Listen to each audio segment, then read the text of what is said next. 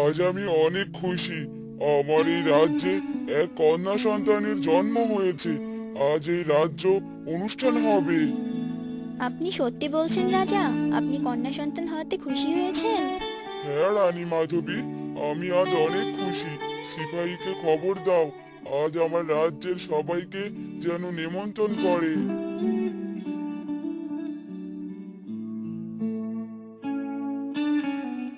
মহারাজ, আপনি আমায় ডেকেছেন?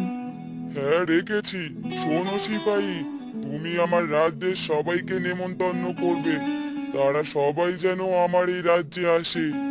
জি মহারাজ, আমি এখনই এ খবর পুরো রাজ্যের সবাইকে জানিয়ে দিয়ে আসছি। এই বলে সিপাহী সেখান থেকে চলে গেল। আর এই খবর রাজ্যবাসীদের জানিয়ে দিল। পরদিন সকালে সবাই সে রাজ্যে উপস্থিত হলো। আজ আমি অনেক খুশি। আমার কন্যা সন্তানের জন্ম হয়েছে। তোমরা আমার কন্যাকে আশীর্বাদ করো, যেন সারা জীবন সুস্থ থাকে। অবশ্যই আমাদের রাজকন্যা যেন সুস্থ থাকে তার দীর্ঘ আয়ু কামনা করছি। এরপর সবাই মিলে আনন্দ উৎসব করতে থাকে। ঠিক তখনই সেখানে এক শয়তান জাদুকরী চলে আসে। আমার নিমন্ত্রণ না করে তোরা এখানে আনন্দ উৎসব করছিস? এটা একদম ঠিক করিসনি। এ কি শয়তান জাদুকরি, তুই আবার এখানে এসেছিস? কিন্তু তুই তো মারা গিয়েছিলি। হা হা হা হা, আমার মৃত্যু কখনোই হবে না। আমি যে অমর, তোর এই রাজ্য আমি ধ্বংস করে দিব। না না জাদুকরি, তুমি এই কাজ করো না। আজ আমার মেয়ের অনুষ্ঠান চলছে। এই দিনে তুমি আমাদের এত বড় সর্বনাশ করো না। তাহলে এই রাজ্যে নতুন রাজকন্যার আগমন হয়েছে, কিন্তু তোরা আমায় নিমন্ত্রণ করিসনি। আমি ছাড়া এই অনুষ্ঠান হবে কি করে? আমাদের ভুল হয়েছে, এরকম আর কখনো হবে না। আমি কখনো কাউকে ক্ষমা করি না। তাই আমি তোর কন্যাকে অভিশাপ দিলাম। সে একজন কুশবরণ কন্যা। হা হা হা হা হা। না, এই তুমি কি বললে জাদুকরি? আমার মেয়েকে এই অভিশাপ থেকে মুক্ত করো। হ্যাঁ জাদুকরি, তুই আমার কন্যাকে অভিশাপ থেকে মুক্ত কর। হা হা হা হা। তোর মেয়েকে আমি মুক্ত করব না, তবে এর উপায় আমি বলে দিতে পারি। কি উপায় জাদুকরি? তাড়াতাড়ি বলো। তোর কন্যার যখন 18 বছর পূরণ হবে, আর 18 বছর পর যখন কেউ এই কুঁজবরণ কন্যা হিসেবেই বিয়ে করতে রাজি হবে, আর সেই বিয়ের পরেই তোর কন্যার এই অভিশাপ থেকে মুক্তি পাবে। এ কথা বলেই সেই শয়তান জাদুকরী সেখান থেকে চলে গেল। আর রানী কান্না করতে লাগলো। আমার কন্যার যে কি অবস্থা হলো!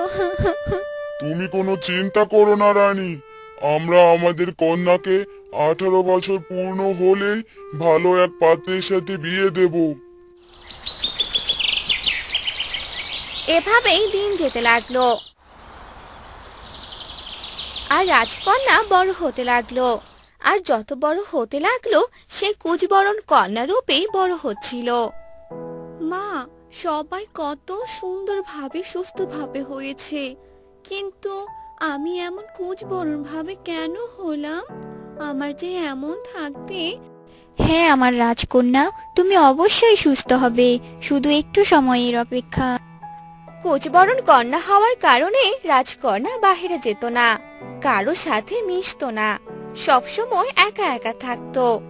আর আকাশের দিকে তাকিয়ে বলতো, হে আমার প্রভু, আমি কি কখনো সুস্থ হব না?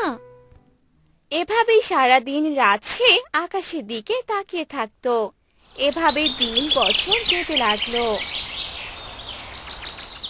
আর এক সময় রাজকন্যার 18 বছর পূর্ণ হলো। রাজা, আপনার মেয়ের যে 18 বছর পূর্ণ হয়েছে, এবার যে তাকে বিয়ে দিতে হবে। আপনি বিয়ের ব্যবস্থা করুন। এখন আমি কি করব রানী? কে আমার এই কুশবরণ কন্যাকে বিয়ে করতে চাইবে? আপনি বরং কন্যার বিয়ের কথা রাজ্যের সবাইকে জানিয়ে দিন। আমরা নিশ্চয়ই একজন ভালো মনের মানুষ পাবো, যে আমার কন্যাকে নিজ ইচ্ছে বিয়ে করতে চাইবে। ঠিক আছে রানী, আমি তাই করছি। এরপর রাজা তার রাজ্যে ঘোষণা দিলেন। এ কথা শুনে অনেকেই রাজকন্যাকে বিয়ে করতে চাইলো।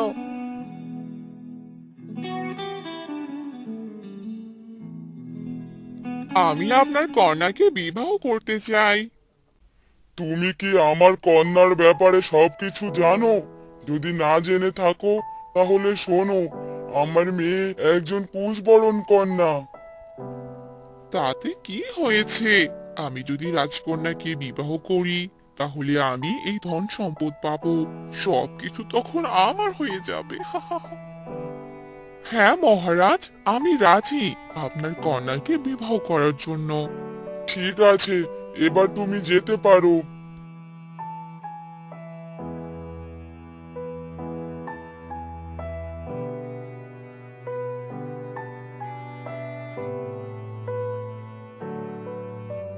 তুমি এই ছেলের সব খোঁজ খবর নাও।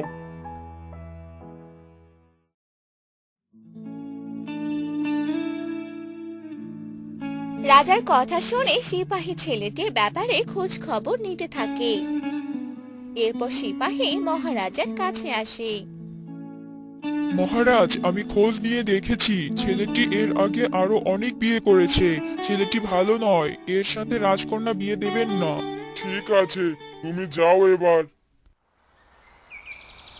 এভাবেই আরো কিছুদিন যেতে লাগলো।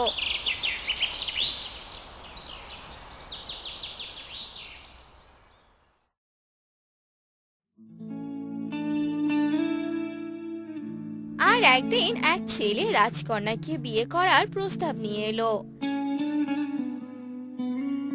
রাজা তার ব্যাপারে খোঁজ নিল।